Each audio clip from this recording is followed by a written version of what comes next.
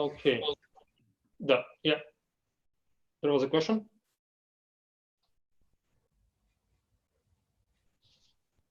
Okay, hi guys. I think we should start. Okay. Just 1 second. I'll show you the whiteboard, even if it's black. It's called whiteboard. Okay. Oh,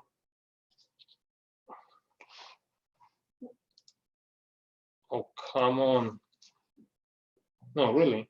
This time I have to invite accept all of you manually. I don't know why, but this you're not allowed to join automatically here. That's strange. That prevents me from starting the seminar, actually, because I have to check the list all the time. Come on again. Okay. Well, you know, if you start the course and you teach the first lecture, then you always have a question: was the first lecture good or not? How do you determine that? Well, usually you see how many people come to the second lecture. But the last time I found a new criteria. If someone was sleeping during the whole lecture and it was shown like through the webcam, that was a successful lecture. So yeah, at least one guy was enjoying the whole lecture. Okay, and yeah, I'm glad that you came here. So let's start doing some real stuff. And yeah, by the way, I didn't have enough time to complete the lecture, so I was going to give you 2 additional definitions at the end of the lecture. So I'll give you these definitions now, but a bit later. So let's discuss all the notions that we've seen today. So the main thing was the notion of a coset. So I want to discuss several examples so you can compute the cosets manually. So I mentioned, oh, come on, I have to accept another one. So, and yeah, by the way, do we start at 1340? Yeah. Okay, so yeah, okay. So these guys are just late. So let's take the, let's take the group G being S3, which is the group of all permutations on 3 elements. And let's recall you all the elements here. So first of all, the identity permutation, the cycle 1, 2, which fixes the element 3 and swap the elements 1 and 2, the cycle 2, 3, which swaps 2 and 3, the cycle 1, 3, which swaps 1 and 3, then the cycle 1, 2, 3, which goes through all the elements. It maps 1 to 2, 2 to 3, 3 to 1, and the last element is this. So these are all the elements in the group S3. So now I want to consider the subgroup H1, which is the cyclic subgroup generated by the element 1, 2. Explicitly, it consists of 1 and the element 1, 2. Let's try to compute all the left cosets of this subgroup, and then all the right cosets of this subgroup, and check if it's normal or not. And spoiler, it will not be normal, as I mentioned during the lecture. But could you compute all the cosets.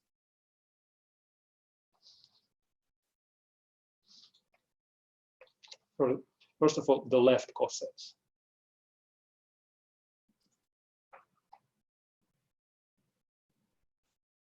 Well, I'll start with a simple example. So the first example of a left coset will be the subgroup itself. So it's just 1 times H1, or which is the same element. If I take 1, 1, 2 times H1, I'll get exactly the same coset. So these two elements give me the coset, which is denoted here by the blue square. Could you name me another coset?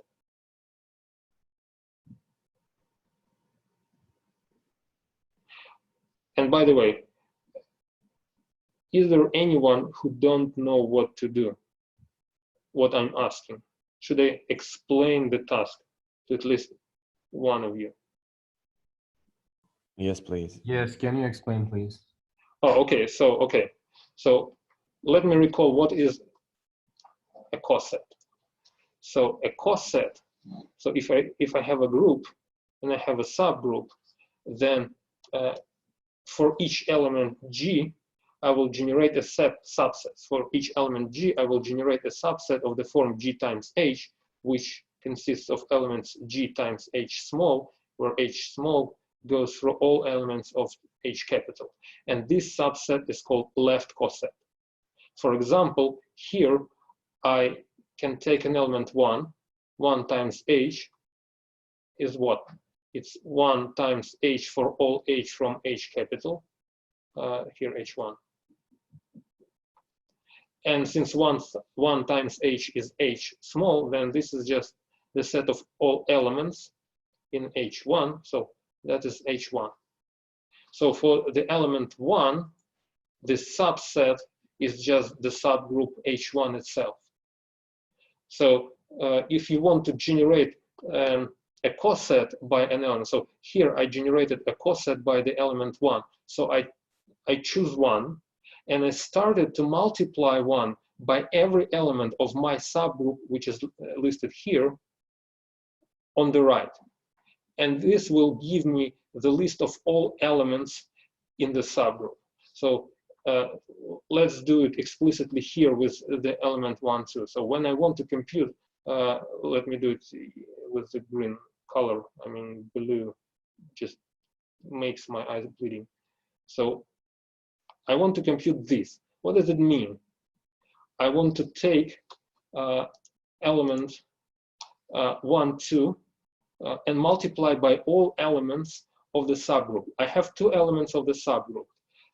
So what I do, so I take 1, 2 and multiply it by 1 on the right, and I take 1, 2 and multiply it by 1, 2 on the right. So this is just by definition.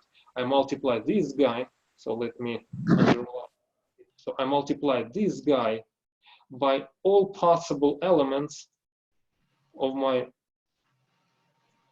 subgroup. And this is by definition gives me the left coset of this element 1, 2.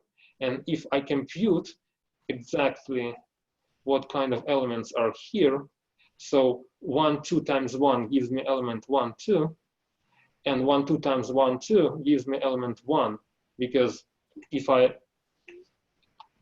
raise this permutation to power of 2, then it gives me the identity mapping, because I will swap the elements 1, 2 again, and then they will be in the same order as in the beginning. So the elements of this coset are exactly these permutations, and this set coincides with the group H1 itself. So this will be, again, H1. So this is the computation for the left cosets generated by the elements 1 and 1, 2. Is it clear, or do you have any questions regarding these computations? But we can take any G small. Yeah, we can take any, and I want you to do this right now manually. Just try to compute. Oh, Anton computed one coset generated by 2, 3. Let me check if you multiply 2, 3 by element.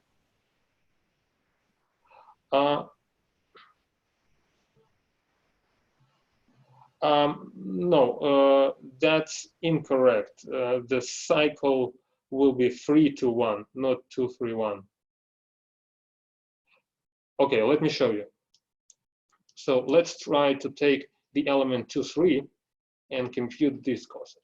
2, 3, and we multiply by h. So what is this? It will be 2, 3 times 1 and 2, 3 times 1, 2. Okay, these are two elements in our coset.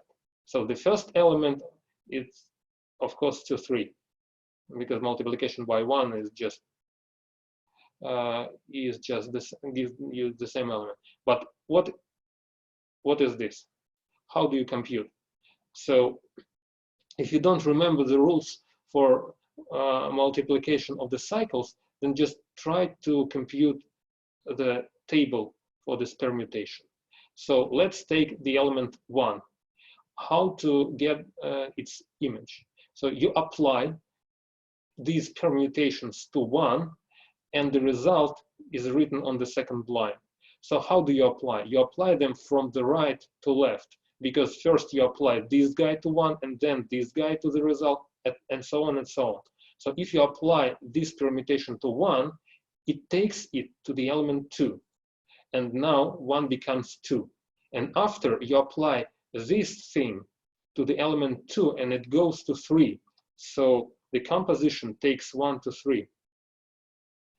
In a similar way, you take an element 2, it goes to 1, and then, yeah, the reverse. And then 1 is fixed by this guy, and it goes here, and the result is here. So this gives you the cycle 3 to 1.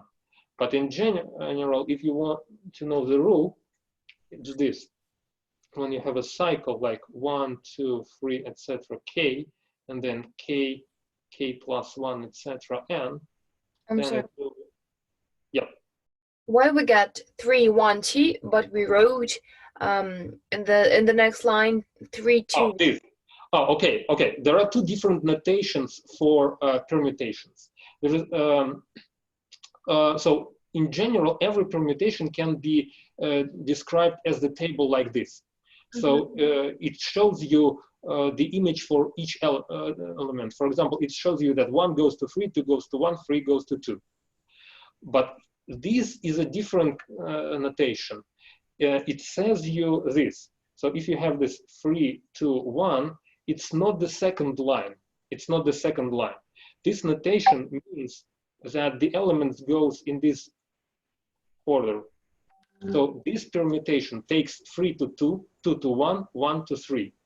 And as you can see, it takes 3 to 2, exactly like here, 3 to 2, 2 to 1, 2 to 1, and 1 to 3, 1 to 3. This is just a convenient way to write down a cycle, what we have here, just a cycle between all the three elements, like in a short form. Okay? Okay. So it's like here. What does this notation mean? 2, 3. When you write down 2, 3, it simply means that 2 goes to 3 and 3 goes to 2, and the other elements are left fixed. So the element 1, which is not listed here, just goes to 1, and we don't write this. Okay. I got it. Okay. Thank you. Yeah, that's just a short form of notation for a cycle.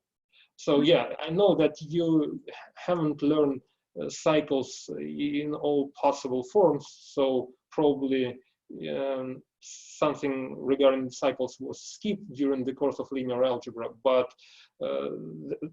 I will explain everything. So if you don't remember anything, or if you didn't learn that, just feel free and ask. So that's fine. So, but this is a very convenient notation. If you want to deal with permutations, you usually use this shorter form of notation. Okay, so now we have computed all the elements inside this left coset. So these are the elements. So let me denote them here. Oh, it will be this block. It will be this block. This is the second coset. And since we know that all possible cosets contain the same amount of elements and they do not intersect, so the other two elements must give you the remaining coset. And now let me show you how to get the names of these cosets. You see here, element 1 is inside the coset. So 1 times h1 and 1, 2 times h1 will be this coset. And here, element 1 is here, element 1, 2 is here. So the same rule is applied for any other coset. So here I see that 2, 3 is inside this coset. So this guy is exactly 2, 3 times h1. And I see that 3, 2, 1 is inside this coset. So this coset is also can be represented as 3, 2, 1 times h1. So these two elements give you exactly the same coset. So these two are the same. And for the last one, we see that element 1, 3 gives you this coset. And the element 1, 2, 3 gives you exactly the same coset. And these two cosets are the same. So now we have listed all the cosets of subgroup H1 in the group S3. And we have shown all the generators, like these elements, for each coset. And these generators are exactly the elements of the coset. So if you want to generate a coset in this form, you simply take any element of the coset and write this expression, and this expression will give you exactly this coset. So do you have any questions regarding this computation? Okay, so now let's try to compute the right cosets. So I will repeat this. I will list all the, I'll probably do it here near this notation, because then we will compare the results. So S3 is again consists of 1, 1, 2, 2, 3, 1, 3, 1, 2, 3, and 3, 2, 1. And now we want to compute the right cosets. So the subsets of this form. So we will multiply our permutations on the left by the elements of H. So again, the subgroup itself is a coset which is generated by element 1 and by element 1, 2. So this will be the same, but what are the other cosets? Could you name me the cosets?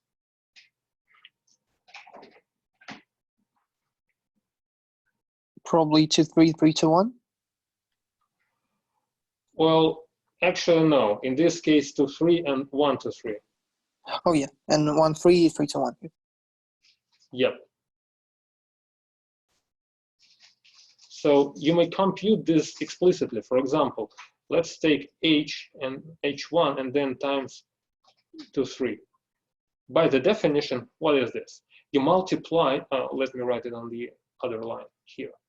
You just multiply the element 2, 3 by each element of your subgroup, but on the left this time. So you multiply it by 1, and then you multiply it by 1, 2.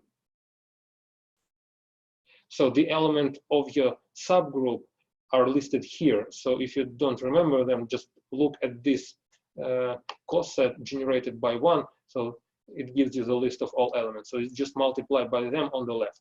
And now you see that this guy is 2, 3, and this guy is 1, 2, 3.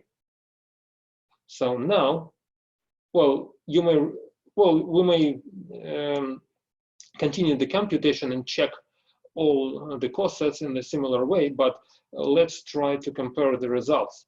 Now, as you can see, this thing and this thing are the same because they give us the subgroup H1 itself. Oh, I forgot the index 1 here. H1. But now, if you take element 2, 3, it generates this subset. And element 2, 3 generates this subset as the right coset. So, as you can see, the right coset and the left coset of the element 2, 3, they're different. So this simply means that the subgroup generated by this cycle 1, 2 is not normal. The left and right cosets are different. Is it some tradition that we compute composition of permutation in the river? Well, okay, let me explain this tradition with the multiplication of permutation. So by definition, permutation is a map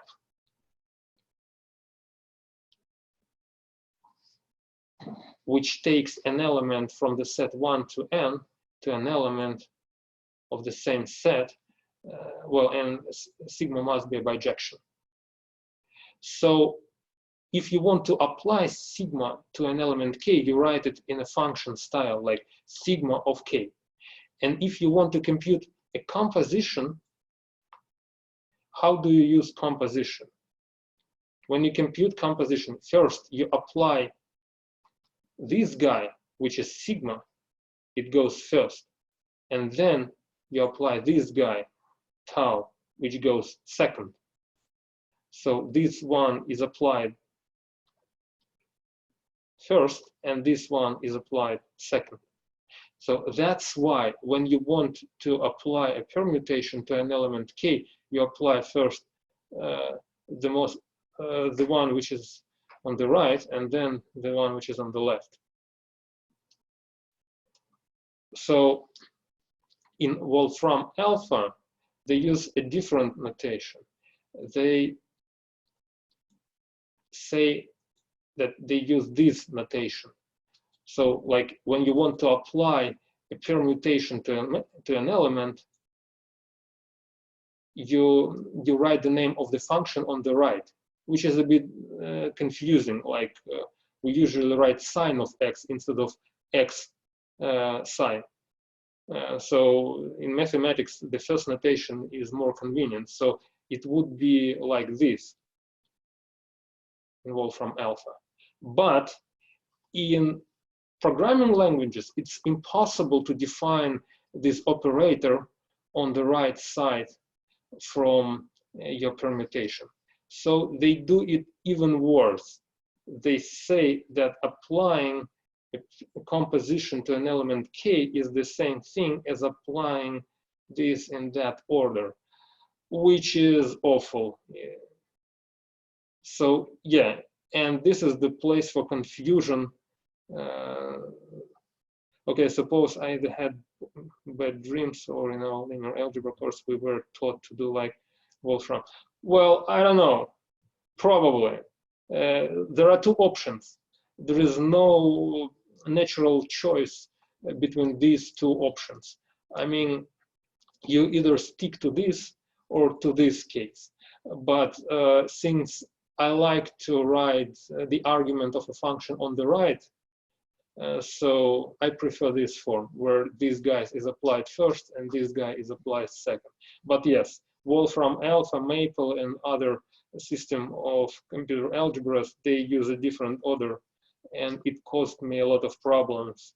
Like, yeah, that's just a disagreement in notation. So if you want to compute something in Wolfram alpha, you actually have to put all the permutations in the opposite order. Okay. Is it clear now? Okay, good. So let's try to do something else. So we have computed left and right cosets of the subgroup generated by transposition 1, 2. Let's try to compute subgroups generated by this the group H, which is given by 1, 2, 3. So again, S3 consists of elements 1, 1, 2, 2, 3, 1, 3, 1, 2, 3, and let me write it in a different order. 1, 3 I will write here, 1, 2, 3 I will write here, and 3, 2, 1 I will write here. Okay, like this. So these are all the elements, and let's try to find left and right cosets with respect to this group.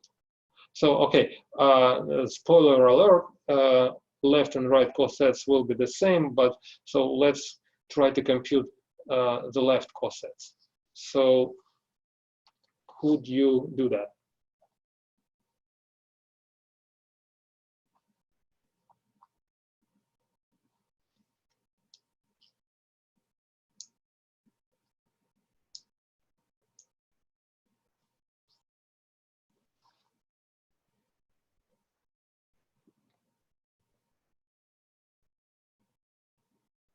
Oh, okay. I want you to compute all the left cosets with respect to this. I mean, all the left cosets of this group with respect to all possible elements.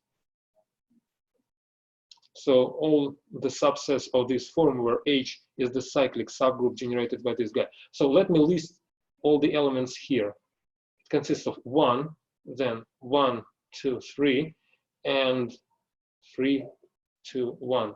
So these are all the elements of the subgroup. So if you raise this guy to the power 2, you will get this cycle. And if you raise this guy to the power 3, you will get, again, the identity permutation. So these are all different elements of the cyclic subgroups. So this element has order 3. So its cyclic subgroup has exactly 3 elements. So now I want you to compute the left cosets of this subgroup. Well, again, there is always one coset which you describe immediately, the subgroup itself. So this is H. Okay.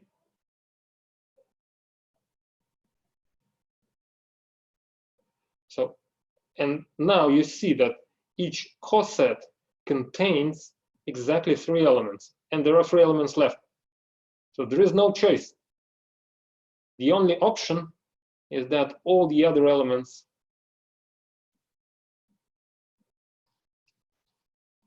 give you the other coset, which is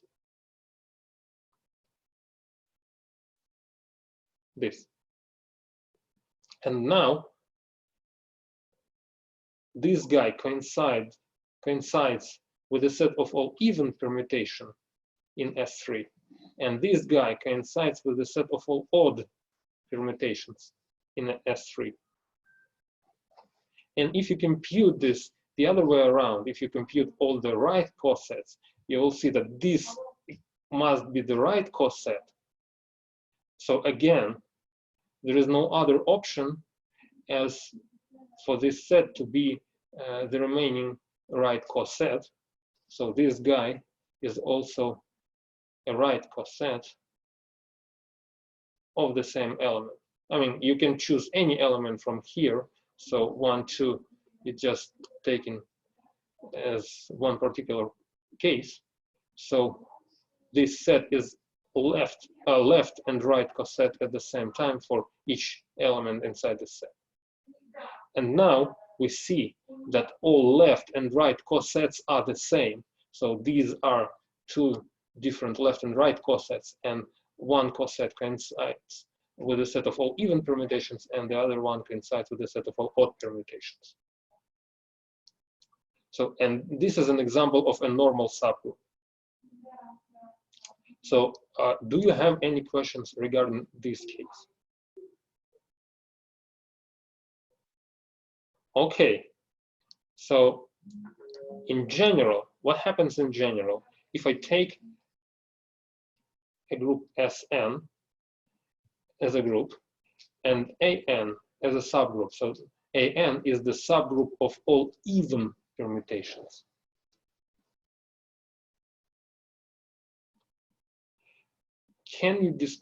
Will you send us the notes for the seminar? Do you mean this whiteboard, Pauline? Yes. Oh, yeah, I will share it, yeah. So the whiteboard from the I didn't share the whiteboard from the previous seminar. Am I right? Oh, sorry for that. Okay. Thanks for reminding me. Okay, I'll send you the whiteboard from the seminar. Yeah, I have both whiteboards from the previous week, so I just forgot to upload the whiteboard from the seminar. Okay. So how do you so now the question is, so we have the group of all permutations on L elements and the subgroup of all even permutations on N elements. How do you think the cosets are described here? What are the cosets here? What do you think?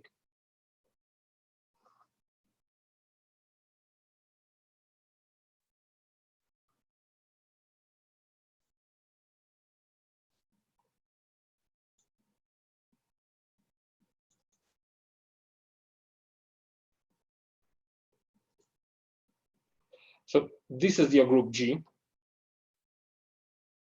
and this is your subgroup H. Yep, even and odd permutations. That's exactly the right answer. So actually, if you consider all the permutations, then the half of all permutations are even. And if you multiply an even permutation by any odd permutation, say on the left, if I take 1, 2, then I will get all possible odd permutations. And these are the two cosets of the subgroup An, all the left cosets. And they will be all the right cosets. So An is a normal subgroup. And how do you prove that? Well, we know how many even permutations we have. So they're exactly the half of the amount of all permutations. So here we have n factorial permutations, and here we have n factorial divided by 2. So since every coset contains exactly the same amount of elements, so if we have n factorial over 2 here, we must have n factorial over 2 here. So since this is a coset and each coset contains exactly the same amount of elements and they do not intersect each other, so all other elements must be exactly one coset, must form exactly one coset. So that's why there are only two cosets. One consists of even ones and the other one consists of odd ones. Okay. Are there any questions regarding this case? Okay. Let's switch to the next problem. So we have some space here. So let's, by the way, are you familiar with the complex numbers? Just in case, I'm asking just in case. Yes. Okay, good. So now, so an example of a group is this. We take C star, when I put star, I mean C without 0. So this is simply C without the 0 element. So all non-zero complex numbers.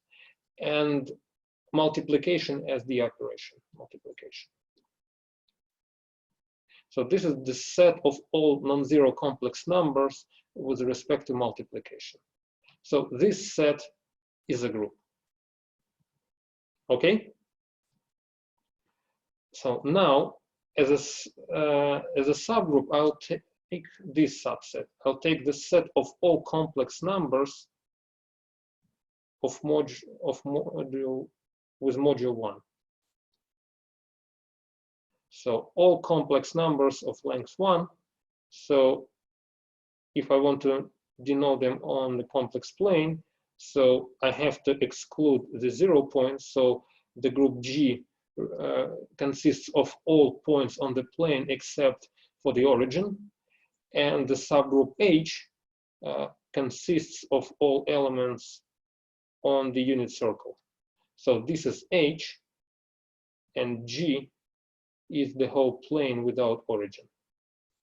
So this is the real part, and this is the image part of the complex number. This is how the group and a subgroup look like. By the way, does anyone need me to prove that this subset is a subgroup, or is it clear to everyone?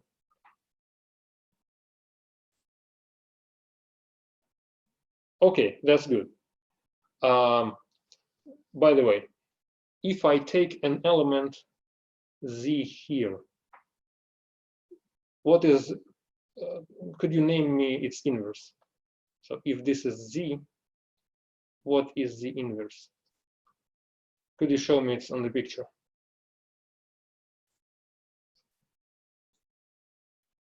And what is the neutral element? Let's start with a simpler question. What is the neutral element?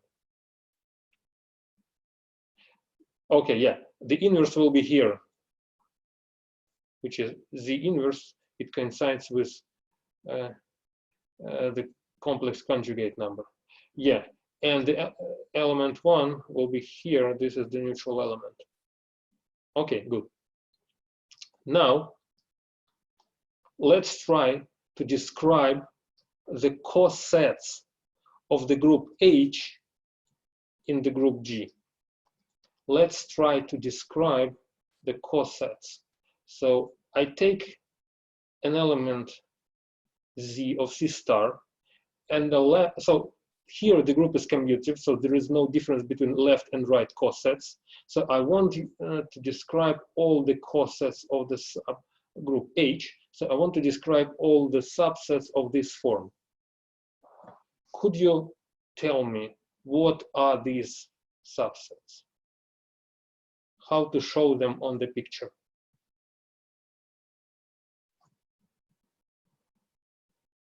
All the circles of radius square root of module Z, just module Z.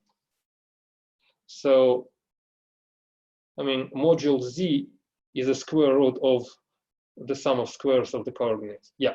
So yeah, if I take, say, an element Z here, and if I start to multiply it by all the elements on the circle, I will get a circle here of this radius. So the radius here will be module of Z. So all the cosets here are the circles, and each element of the circle is the generator for this coset. So now, is it clear to everyone, or should I explain this? So this was the question. So should I explain this in details, or is it clear? Oh, could you explain this, please? Okay. But the answer is clear, at least. Yeah. Yes. Okay. So let's do it by the definition. So what should be here? So we should take our element Z and multiply it by all H. But what is H? H is an arbitrary element, complex number of module 1. Okay? So now, if you take an arbitrary element h of module 1, it's described by the angle. Let's the angle be phi. Okay? So now, if you have an arbitrary complex number z, and you want to multiply z by this complex number h, how do you compute z times h? When you multiply complex numbers, then how do you get the result? You should rotate z by the angle phi and multiply the length of z by the length of h. But since h has the length 1, so z times h has the same length, and you just rotate the result by the angle phi here. And this will be z times h. So this is just the rule for multiplication of complex numbers when we use lengths and angles. It's called, by the way, it's called argument of the complex number. So when you multiply two numbers, their argument, so you must add the arguments and multiply the radiuses. By the way, someone draw me a red line here. Could you please just remove it?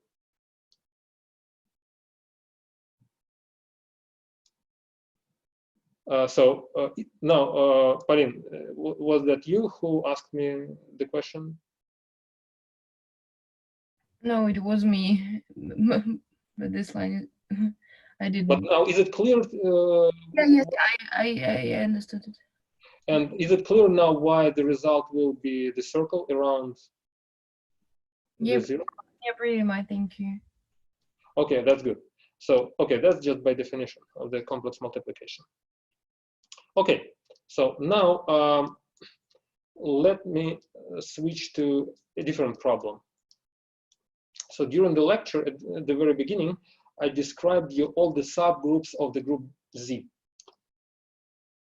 So when we discuss the group Z with addition, so usually when I say Z, I mean the group Z with addition, because multiplication doesn't give you the structure of a group on the set of integers. So we know that every subgroup here is of the form K times Z. So if you want to draw a picture, so if I write down integers like 0, 1, -1, 2, -2, etc. And so I might take K to be 3, then what is a subgroup? The subgroup consists of all numbers divisible by 3. So you just take all third number going from the 0 to the left and to the right.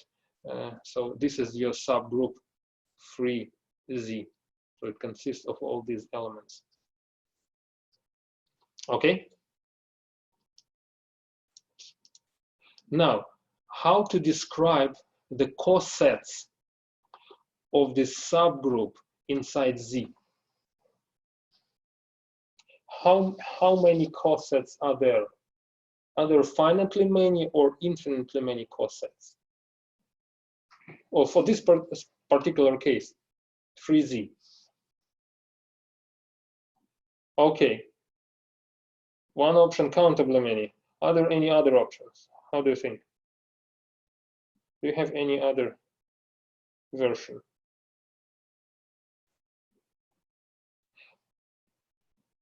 Okay, the question, so now we have, as a group, G, we take Z. As a subgroup, we take 3Z. So H is a subgroup in G. I want you to describe all the cosets of H. How do they look like? So by definition, what is a coset? Here, we, as an operation, we use plus. So we use additive notation. What is a coset? We take an arbitrary element. Nope, 3KZ is not the right answer. So so how do we oh, by the way, there is one. Okay. So what is by definition a coset? We take an element here and we use the group operation here, and we use the subgroup here. But an element here is an integer number, so this is your G. The operation here is addition, so this is your operation. And the subgroup here is free Z. So this is your subgroup. So that's how the general notation for a coset transforms here to a notation of cosets in this particular case. So you use element, then the group operation, and then your subgroup. Yeah, now there are only 3 cosets. Each coset is countable, but there are only 3 cosets. Okay? So now, is it clear to everyone what's a coset here in this particular case? Or a better question, is there anyone who still doesn't understand what a coset is here in this particular case? Okay, it's clear to everyone. So now let me show you all the cosets here. So this was the coset generated by any number divisible by 3. So if, for example, 0 plus 3z is this 3, or it's the same thing as 3 plus 3z, or it's the same as like 6 plus 3z. So these are all different names for the same coset, which is marked here. Now, if I take, say, element 1, I can generate the coset 1 plus 3z. So I take all the elements here. And this will give you the second coset. And then I can take element 2, and this generates me this coset, 2 plus 3z. This will be the remaining coset.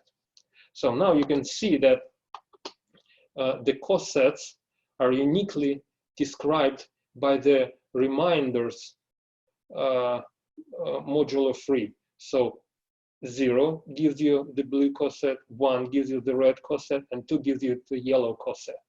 And there are no other cosets. So all the cosets are into one-to-one bijection with the elements of Z3. So cosets of 3Z are in one-to-one bijection with the elements of Z3, which is the reminders of the integer numbers modulo 3. And this holds for any natural k. So if I take 4, 5, or any other number, you will have k cosets, and then and they will be naturally described by the reminders. So how do you describe them by the reminders? So if you have here a reminder 0, it goes to the coset 0 plus 3z. If you have reminder 1, it goes to the coset 1 plus 3z, and if you have the reminder 2, it goes to the coset 2 plus 3z. And if you have a coset, it has exactly one reminder modulo 3 inside itself, and so this coset goes to the corresponding reminder. And this holds for any k, so I can replace 3 by any natural k here. So do you have any questions regarding this example? Okay, that's good. It's good that it's clear. By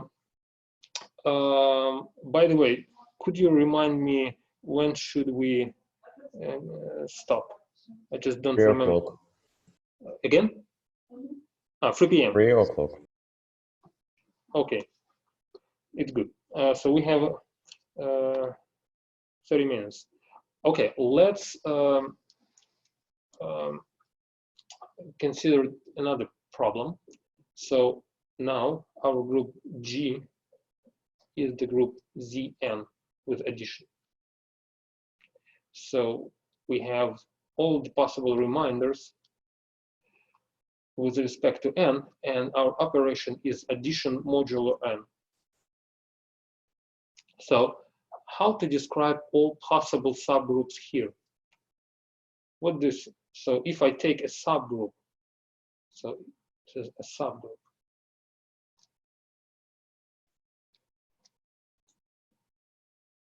How do you think all the subgroups look like here?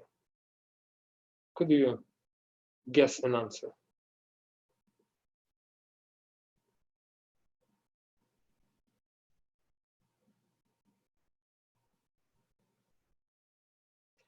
Well, that was a really cool comment in the Please chat. don't pay attention to it because he's sometimes drunk. What again? He's sometimes drunk? Yeah, so don't pay attention to his comments. But that was nice, really nice. Okay, but let's stick to the question with the subgroups. How do you think all the subgroups here look like? Could you make a guess? Yeah, they all will be cyclic, generated by the divisors of n. That's the right answer. So, well, every subgroup H is of the form KZ. Well, actually, we don't need to take all possible divisors of n. We can take any k in Zn, actually. So it's, but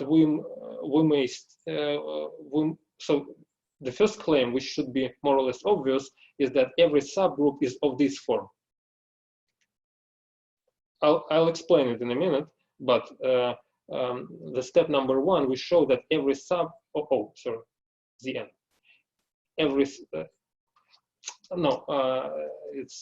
let me reformulate this. Every subgroup is a cyclic subgroup generated by a number k, where k is any element in Zn. So this is the claim I want to prove. So just take any element, generate a cyclic subgroup, and you'll get your H. And the second step, well, we can actually take n to be a divisor of n. We don't need to go through all possible elements. It is enough to take a divisor of n. So that was a good guess. So how do we prove that every subgroup is of this form? So by the way, but what does it mean that a subgroup has this form? Let me name the elements of this subgroup exactly. So just by definition, here we have what? In additive notation, we have 0, k, 2k, 3k, etc. minus k, minus 2k, etc. Some of these elements are probably the same, but just by definition, we take all possible powers of k. But in additive notation, power means multiple. So we take all possible multiples of k, which are 0 multiple, 1 multiple, so 1k, 2k, 3k, minus 1k, minus 2k, and so on. So these are, so, and these guys are the subgroups. So now let's show that every subgroup is of this form. So how do we do that? So again, H must contain the 0 element. Okay? If there is no other element, so we have two options. There is no other element, or there is some other element except 0. So if there is no other element, then H is just this guy, and it coincides with 0 times Zn. And that's it. And so yeah, here or K is equal to 0. So there are two options. And in the second case, there is at least one non-zero element in H.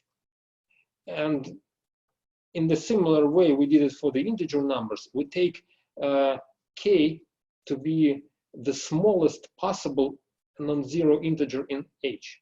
So smallest in H and smallest non-zero number in H. So since all the elements of the group G are the numbers from 0 to n minus 1, so we just take the closest to 0 element here, which is inside our group H. Okay? Now, if we take an arbitrary, so now take arbitrary element H small from H capital. We want to show that H is divisible by K. So H is equal to Q times K. This is what we want to show as an integer. So again, we can at least we can divide it with remainder, but then the remainder is equal to H minus QK. So H was an element from our subgroup H by our choice. The element K was also an element from our subgroup H. Here, this is by the definition of K. So for any integer Q, Q times K must be inside H, because H is a subgroup. It contains each power of the element. It's written here. So it's written here. And now, since H is a subgroup, the inverse element must be also inside H. And this expression, since H is closed under addition, is also inside H. So the remainder must be an element of H. But by the choice of the remainder, it satisfies this inequality. So it's strictly smaller than K, and it's equal or greater than 0. So since K was the smallest non-zero integer inside H, it gives us only one option: R must be 0 here. So by the choice of K, by definition of K, here the only option is R is equal to 0. So we have here what we have proved here, that in this equality R is 0 and H is equal to Q times K. So at least this means that the whole group H coincides with the cyclic subgroup generated by K. So here we have shown that H coincides with K. Is it clear, or should I explain at least something in the proof?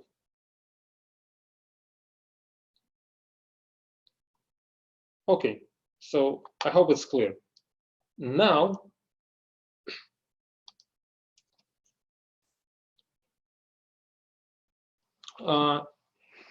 if the group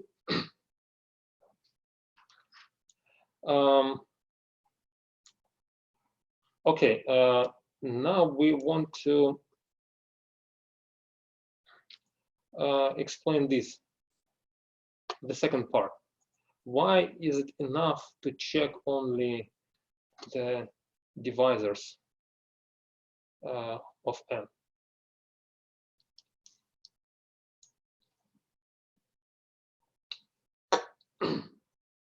Do you have any idea? Are there any any guesses how to try to explain this phenomenon?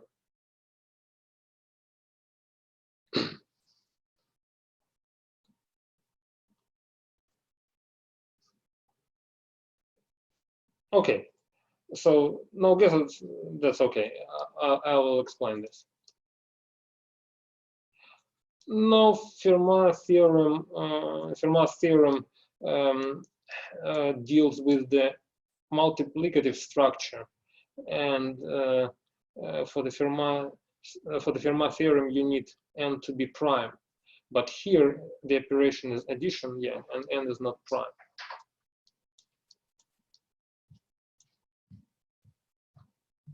Okay.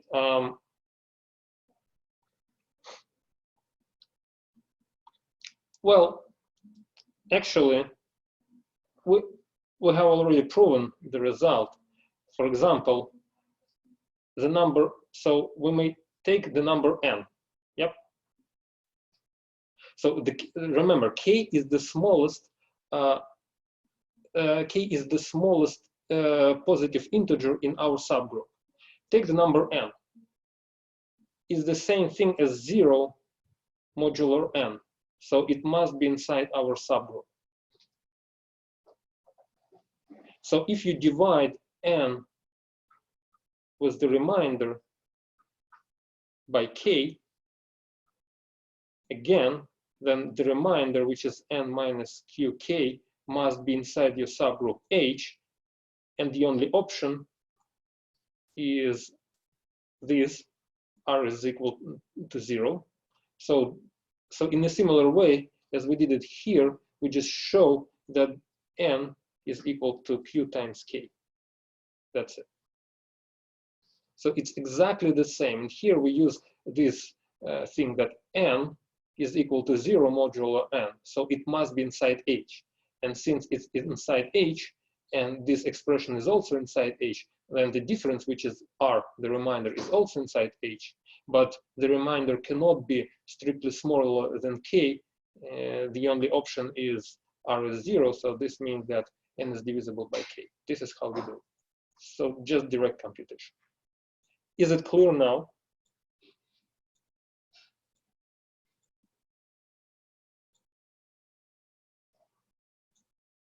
Okay.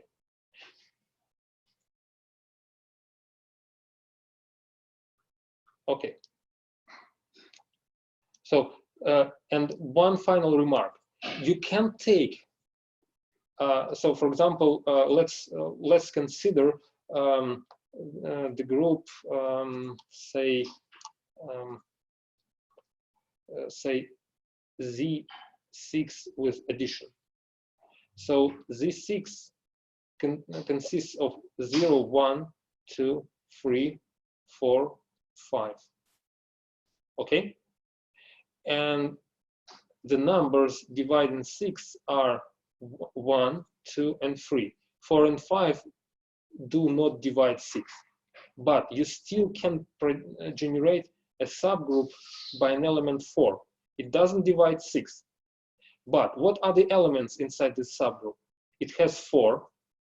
Then it has 4 plus 4, which is 8. And 8 modulo 6 is 2. Then it has 2 plus 4, which is 6, which is 0.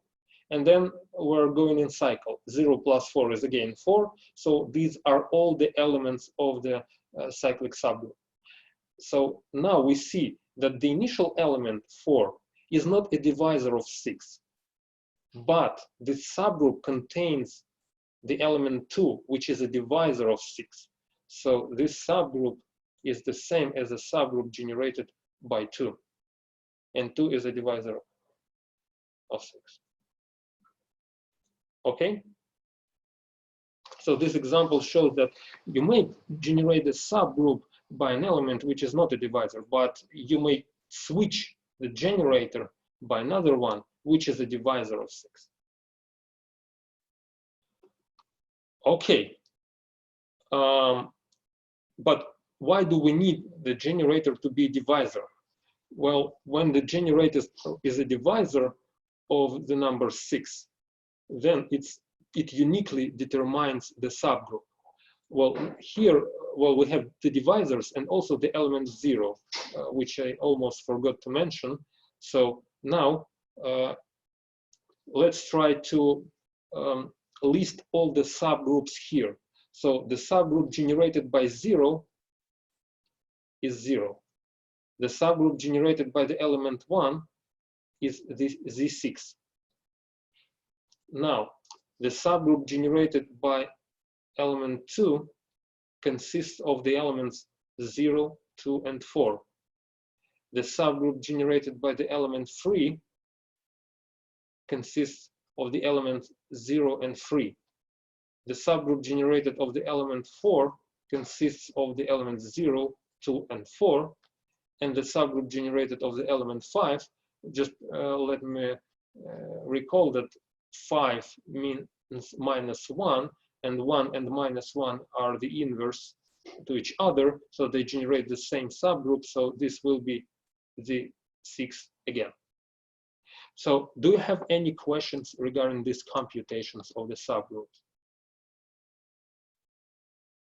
Okay, so Yeah, could you repeat, please, how we got the subgroup of 5? okay, we know that 5 is equal to -1 modulo 6. Mm-hmm. But -1 is the inverse element to 1 because we have the additive notation. Plus is the operation, okay? Mm-hmm. But if you have an element G, its subgroup, it's the cyclic subgroup generated by G, and the G inverse is always the same. That's just by definition. In additive notation, this means the subgroup generated by the element K and -K is always the same. So since 5 is just -1, so its subgroup is the same as the subgroup of 1, which is the 6. So in the similar way, since 4 is the same thing as the -2 modulo 6, the subgroup generated by 4 is the same as the subgroup generated by 2. Okay? Yep. So now let me underline the subgroups generated by the elements which are underlined here by the red color. So the 0 subgroup, I will underline it by 2 lines. Then the subgroup generated by the element 1, the subgroup generated by the element 2, and the subgroup generated by the element 3. You see, all these guys are different. There is no repetition in this list. All the subgroups are different. And the element 1 generates the largest possible subgroup, and the element 0 generates the smallest possible subgroup. And the second observation, these are all possible subgroups because this guy coincides with this one and this one coincides with this one. So in general, if you want to list all distinct subgroups and all possible subgroups of this group, you just need to find all the different divisors of this element, which are these, and add the 0 elements. Then the cyclic subgroup generated by these elements are all different subgroups, all these ones. And this rule works for any number, not just 6. 6 is here just for example, just for demonstrative purpose. So it's easier to discuss something on a specific example than doing this in the most general possible case. So that's how you find all possible subgroups here and how you distinguish them. So if you take 2 and 4, then you will get the repetition. You will list the same group several times. So in order to avoid the repetition, you just choose the divisors of this number 6, and that's it. So do you have any questions regarding this part? What was it for? Oh, so it's just for the classification purpose. So we will deal with these kind of groups all the time when we will learn encryption. Our main tool will be cyclic groups. And we will, so one of the purpose of this is to show you how to compute all different subgroups. This computation is used to find a generator of a group. For example, here it's clear that the generator is 1, but there are some cases where it's not clear how to find a generator of a cyclic group. So this example is just an introduction to this computation, and this will be used when we will deal with encryption and decryption. Okay. Okay, thanks. Is it too slow? Should I go? Should I be quicker? I mean, or No, it's okay. I believe. No, it's okay. Okay, it's okay. Yeah, and by the way, so that computation allows you to find the number of subgroups of this group. So there are here just 4 subgroups: 0 plus the number of all distinct divisors, including 1. So 1 is also considered as a perfectly fine divisor for the number 6. Okay. Another example. So another example, let's consider the group of matrices. The group G is GLN of R with multiplication. So this is the set of all non-degenerate matrices, square matrices. So determinant of a matrix A must not be 0. And as a subgroup H, we take what is called SLN of R.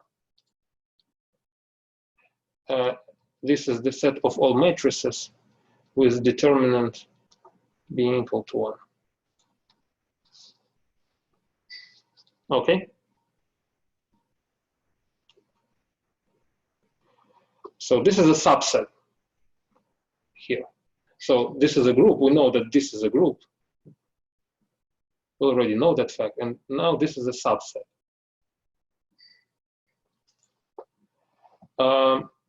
I claim that this is a normal subgroup.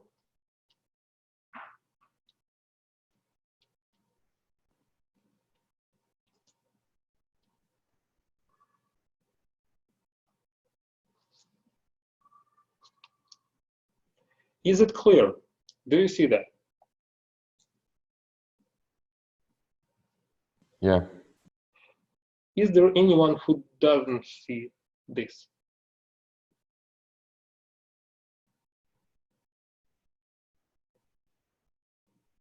Okay, that's good. So all of you can see this. Okay, to be honest, well, we have 5 minutes, and to be honest, well, my plan for the lecture today was actually to give you 2 extra definitions: a definition for a homomorphism and a definition of an isomorphism. So, well, it doesn't make sense to start this discussion now, but I just at least want to explain what will go on the next lecture. So I think it will be easier to follow if you will know beforehand some information. So during the lecture, I mentioned that, well, I want this to explain the most general form of the result we started with, the result of description of all subgroups inside the group of integers. So what do I mean is this. So in general, we know how to deal with groups. So a group is just a set, G is just a set with an operation. That's okay. But for example, suppose I produce a different group on a different set with a different operation. Now it is natural to ask, are these groups the same? Are these the same? So what does it mean? Exactly, like strictly. How do you check that you produced exactly the same groups? So probably it's good to show you an example. So you may do this. Let's consider the group Z2 with operation plus. So you have elements 0 and 1, and how do you add them?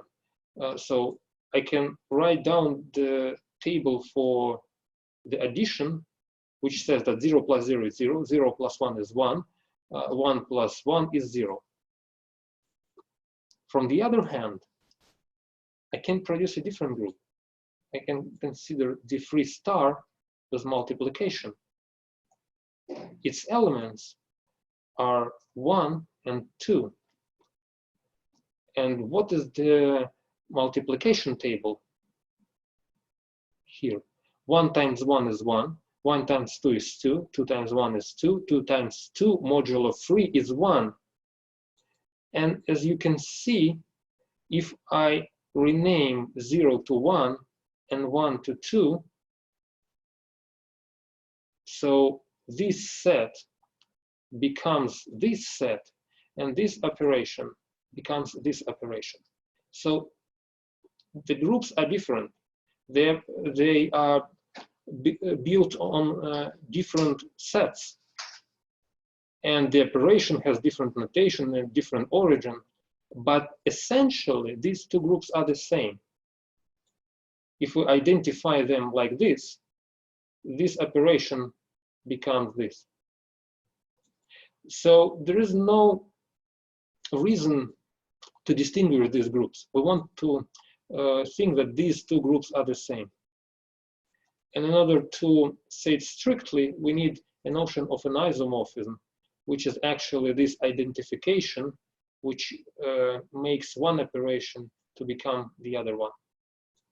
So is the example clear? Yeah. Okay. So so formally, so let me just introduce the notion of an isomorphism. So an isomorphism, so if you have two groups, the group G with an operation dot and the group H with an operation star, so what is an isomorphism? Is a map from one group to another group, which is bijection, and it takes one operation to another, which means that for any two elements, G1 and G2 of the group G, you can compute their product with respect to the operation on G and then apply the map. Or you can first apply the map and then multiply the results with using the operation on H. And you want the result to be the same. So this is the notion of an isomorphism. And philosophically, that if you have an isomorphism between G and H, then we think of these two groups being exactly the same. So if there is an isomorphism between two groups, philosophically this means that these two groups are exactly the same. So the only difference between them is the name of the elements. So this map is somehow switch one set of names to another set of names, and a switch notation for one operation to a different notation, and that's all. Okay, we're running out of time, so if you have any questions, please ask now. If not, then thank you for being with me all this time. Thanks for attending my lectures and the seminars. I will be glad to see you the next time. Thank you, guys. Thank you. Goodbye. Goodbye.